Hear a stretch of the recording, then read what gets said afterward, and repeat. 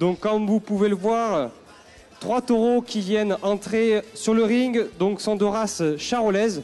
Donc on va passer un petit moment ensemble pour présenter cette belle race qui est la charolaise. Et on va aussi, vous allez voir tout au long de cette présentation, voir ces mastodontes, comme on peut le voir, circuler autour du ring et regarder avec, on va dire, vous pourrez les admirer, déambuler autour du ring. Et ensuite, nous vous présenterons brièvement ce que la charolaise est aujourd'hui, ce que l'on fait et notre travail pour l'avenir, donc avec mon collègue juste à côté. Donc avant de commencer, donc déjà je vais me présenter à vous, donc Romain Lafarge. Je travaille donc au Airbook Charolais. Donc le Airbook Charolais est une association d'éleveurs qui, on va dire, suit les instructions pour sélectionner la race charolaise. Donc nous sommes 10 techniciens en France. Donc moi je m'occupe sur une zone ouest, donc je passe dans les élevages adhérents à cette race. Et aujourd'hui nous comptons à peu près 2200 adhérents dans cette race. Ensuite, donc une petite présentation donc, de l'effectif. Donc la race charolaise aujourd'hui compte environ 1,7 million de vaches. Donc c'est la race à viande en France la plus nombreuse. Voilà. Donc cette race se trouve sur plusieurs endroits sur le territoire. Donc son berceau d'origine se situe à côté de Charolles, d'où le nom charolaise. Donc se situant côté est de la France. On va dire qu'il y a un bassin prédominant avec la Côte d'Or, la Nièvre, Saône-et-Loire, on va dire, où il y a un gros berceau charolais, mais aussi un autre gros berceau charolais qui se situe sur l'ouest de la France, notamment dans les Pays de la Loire et en Vendée. Mais on retrouve aussi donc, la race charolaise à travers toute la France. Donc avant de commencer cette présentation, moi je vais me permettre de vous poser une petite question aux personnes autour du ring. Et la question est la suivante. À votre avis, aujourd'hui en France, combien y a-t-il de vaches? Vaches laitières et vaches à viande. Alors on va demander à madame qui est juste devant moi. Dites-moi un chiffre. Je ne sais pas. Non, je ne sais pas. Un chiffre au hasard. Bon, vous ne savez pas. On va passer à quelqu'un d'autre. Les messieurs à côté de moi, par exemple. Est-ce que vous avez un chiffre à nous donner? Le nombre de vaches, on va dire le nombre de vaches en tout en France. Vaches laitières et les vaches à viande. Je sais pas, 15 millions 15 millions. Monsieur, il va quand même franco. Hein. Ensuite, vas-y. 5 millions, me dit-on. Bon. J'ai 2 millions, Romain, moi, là. 2 millions. Ouais. Ah, bon. Qui dit mieux? Qui dit mieux? Qui dit mieux? 7 millions. 3 millions 7 pour monsieur. Ensuite, heureusement qu'on ne parle pas des euros, parce que sinon, je pense qu'il y en a, ils sortiraient un peu bredouille du salon. Parce que 15 millions, 3 millions 7, on va bien finir le salon. Monsieur, combien? 5 millions. Clément, il y a d'autres personnes pour toi autour, non? Bon, alors je vais... Oui? La réponse? La réponse, je vais te donner la réponse. Donc aujourd'hui, grosso modo, on est à 8 millions de vaches en France.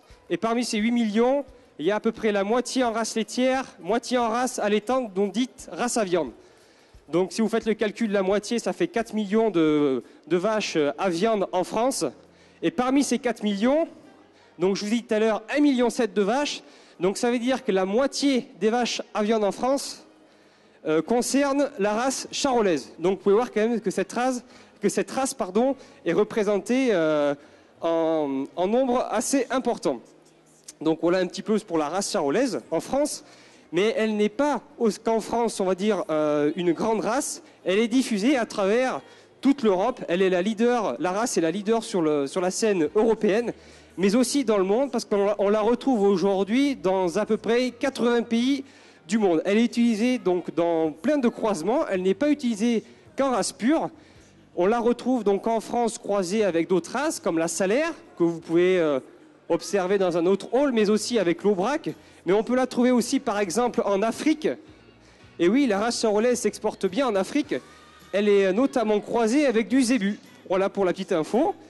Et pour vous montrer cette diversité donc, de la race, mais aussi qu'elle peut s'adapter partout dans le monde. ce qui en fait une très très grande qualité.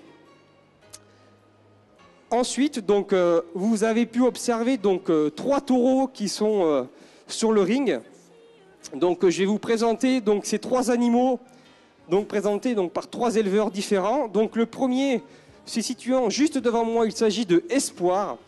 Donc, Espoir est un animal qui est né le 28 janvier 2009.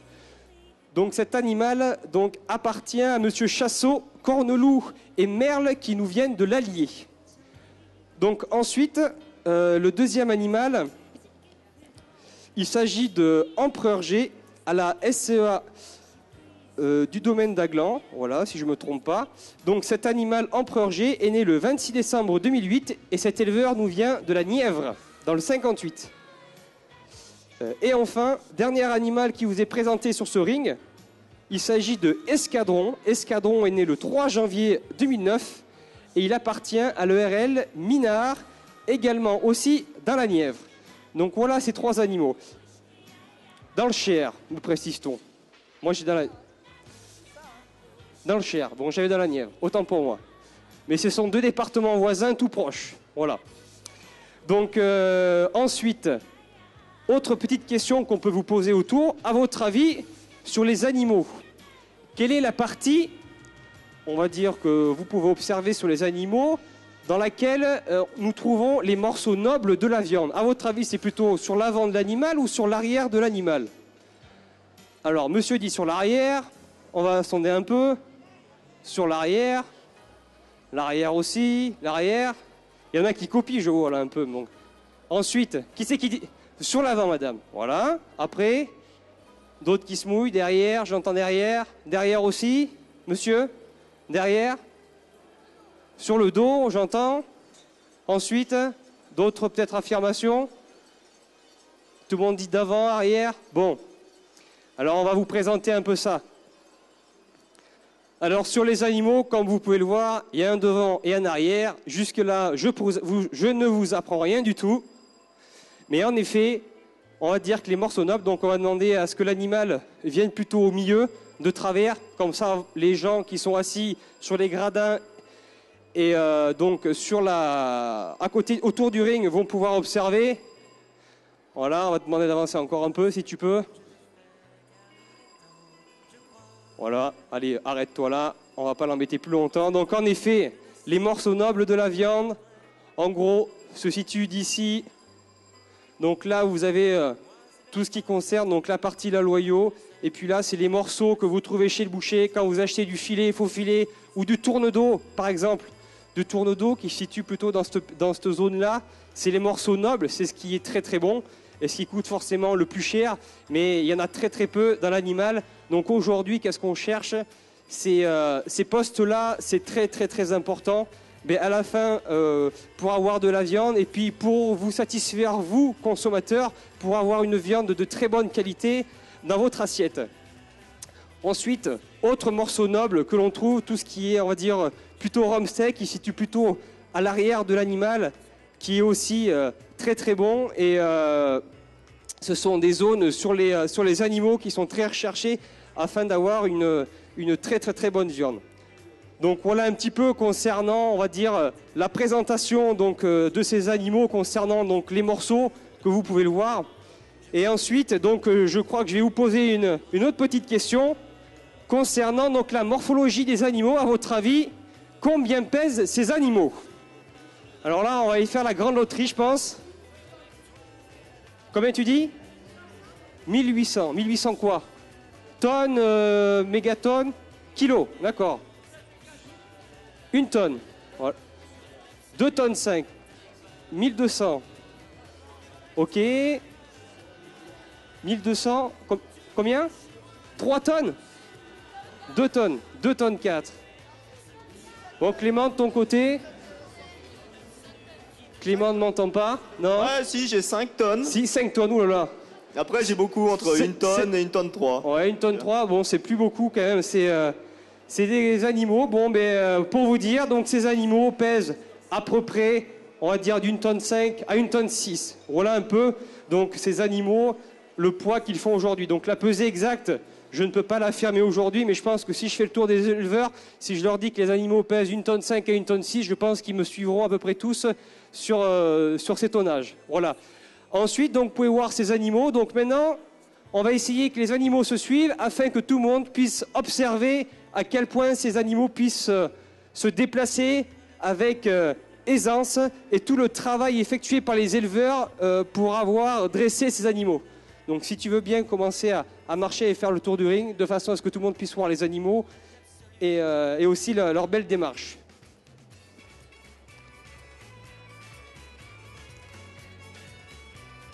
Alors aujourd'hui, quand vous voyez des animaux marcher comme ça, suivre les éleveurs, vous vous dites que c'est facile. Certes, aujourd'hui c'est facile, mais pour arriver à ce genre de travail, ça demande extrêmement et énormément de travail, d'abnégation, mais aussi de temps passé.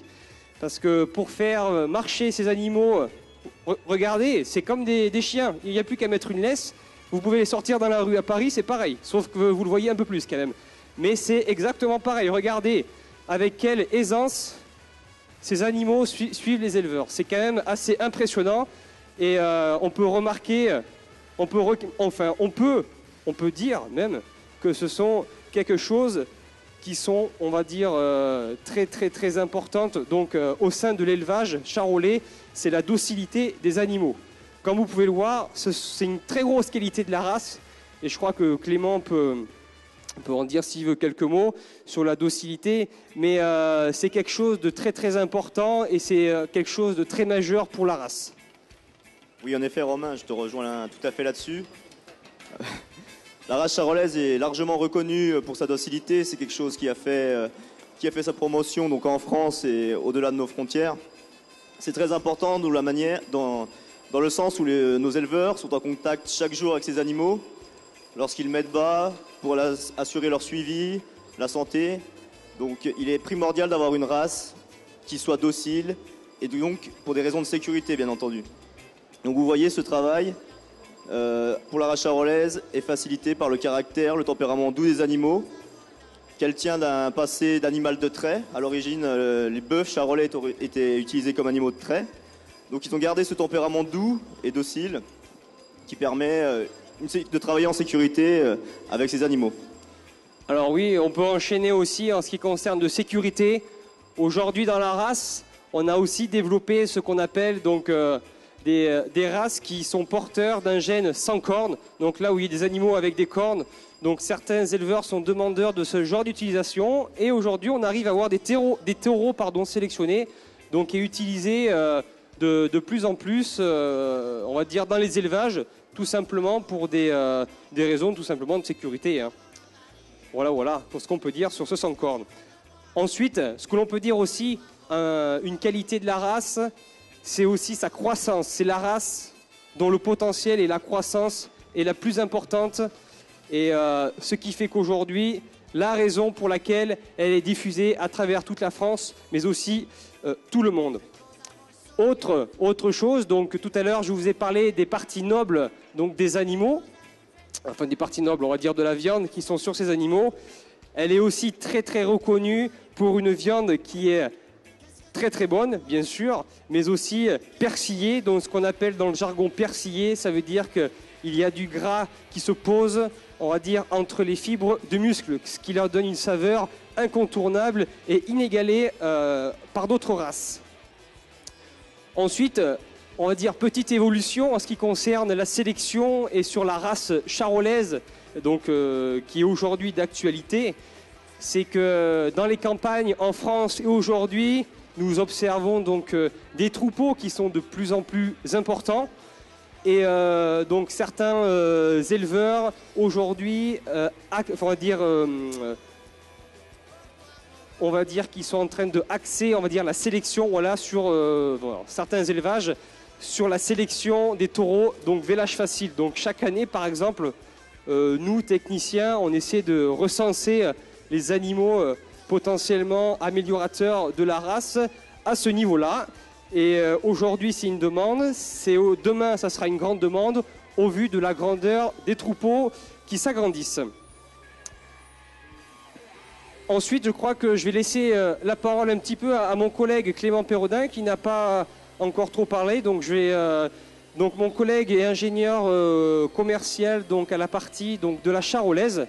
Lui s'occupe plutôt donc, de la promotion et de la vente des animaux reproducteurs à travers l'Europe, mais aussi le monde, et pour montrer qu'aujourd'hui, cette part de marché est non négligeable et fortement, on va dire, demandeur. Oui, bonjour, en effet. Donc Clément Perrodin, je suis technico-commercial pour Charolais Expansion. Je vais vous faire une petite présentation de la charolaise à travers le monde. Donc comme l'a très bien dit Romain, la charolaise est la première race en France, la première race en Europe, mais ça ne s'arrête pas là. La race est présente dans plus de 80 pays, notamment sur les continents américains, l'Océanie, où l'Australie est un pays très important pour nous. Donc cette diffusion a été possible, la charolaise l'a méritée par ses qualités. Donc c'était une race avec un potentiel de croissance sans équivalent, une race docile, une race qui s'adapte beaucoup. Ce qui permet d'avoir aujourd'hui des charolaises aussi bien en Russie, sur les territoires très froids, qu'au Mexique, sur des territoires très arides. La charolaise peut vraiment, il suffit de lui mettre à disposition des fourrages, donc de l'herbe, la base des systèmes français, pour permettre d'élever la charolaise. L'autre vecteur très important de diffusion de notre race, c'est son aptitude au croisement. Donc la France a la particularité de travailler énormément en race pure. On a un patrimoine très important, dont la charolaise est le plus bel exemple. Mais il y a aussi beaucoup de croisements sur des races, donc d'une part rustiques, comme l'a dit Romain déjà, l'Aubrac, la Salers, mais aussi sur des races laitières. Donc vous avez vu sur le salon, les Primolstein, les Montbéliardes. Ce sont des vaches qui produisent énormément de lait, mais qui ont une conformation bouchère bien en deçà des animaux qui vous sont présentés ici. Donc ça, les pays étrangers n'y sont pas trompés et sont venus chercher ça au cours des années chez notre charolaise, donc son potentiel de croissance et sa conformation, afin d'améliorer de manière non négligeable les quantités de viande produites et la conformation et le rendement, notamment sur les pièces nobles que vous a présenté Romain, à savoir le dos et l'arrière-main.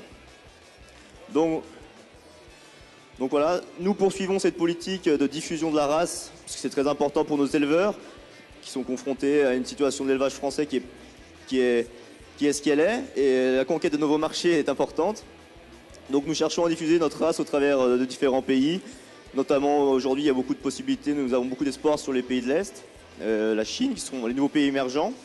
Et donc nous assurons la promotion par différentes actions, d'une part, comme aujourd'hui, ces actions d'être présents sur les salons internationaux, faire des missions à l'étranger, et également assurer le suivi d'export, donc ponctuel lorsqu'on a des demandes, envoyer des jeunisses, des jeunes vaches donc, dans différents pays, et assurer le suivi de celles-ci. Voilà, merci Clément qui nous a un peu éclairci, même nettement éclairci un peu sur la part de charolaise à l'international. Donc moi je vais vous présenter, donc pour terminer un peu cette présentation sur le Airbook charolais. Donc le Airbook charolais est le plus vieux Airbook de France. Cette année, en 2014, le Airbook fêtera ses 150 ans. Donc pour fêter ses 150 ans, en plus la race charolaise, un petit mot donc sur la race charolaise qui accueillera le congrès mondial, je dis bien mondial, de la race charolaise au siège social à Manicourt. Donc Manicourt est connu pour le circuit automobile. Mais si vous connaissez le circuit automobile, vous traversez la Nationale 7 et nous on est juste de l'autre côté. Donc fin août, du 26 août au 6 septembre, donc Manicourt, la ferme, donc l'agropole du Marot accueillera donc le mondial charolais. Donc il se déroulera donc Manicourt à côté de Nevers, à peu près à 10 km de Nevers. Après, si vous avez plus d'amples questions ou si vous avez envie d'en discuter avec nous, il n'y a pas de souci. Je pense que les éleveurs seront très contents de vous recevoir, ainsi que nous aussi sur notre stand qui se trouve donc dans le hall 3, pas bien loin d'ici, le stand C110, où vous pourrez venir nous poser toutes les questions et on y répondra avec plaisir. Donc je crois que maintenant donc, on va faire un dernier tour de piste des animaux. Donc Didier, si tu veux bien avancer. Voilà, on va faire défiler une dernière fois les animaux avant qu'ils ressortent du ring. Et je crois que vous pouvez faire un tonnerre d'applaudissements pour nos 3 éleveurs et la présentation des 3 taureaux. Merci à eux.